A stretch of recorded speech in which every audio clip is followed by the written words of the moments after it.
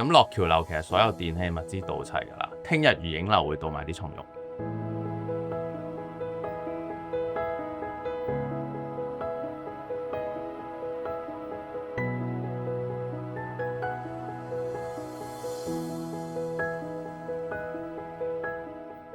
7個80 80齊。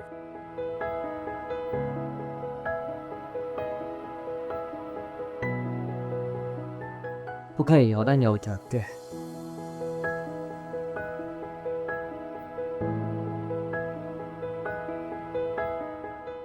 務求就係令到啲居民嚟到攞到單位嘅時候，可以係一個住得安心嘅一個狀態咯。真係見到啲居民入到嚟，真係拖住你隻手，同你講都多謝你哋，因為我哋真係好彷徨。其實有呢一個咁嘅居所都真係好，已經好好，你哋做得好快，好好，即係呢樣嘢係值得咯。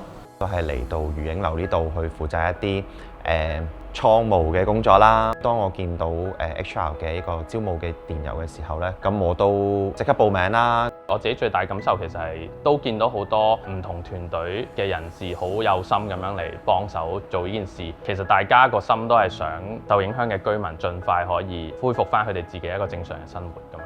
最大嘅感受就係即係平時可能香港人好忙碌。咁大家可能各有各忙啦，即係工作啊、生活。咁但係發覺當一有喜事上嚟咧，大家都會好齊心。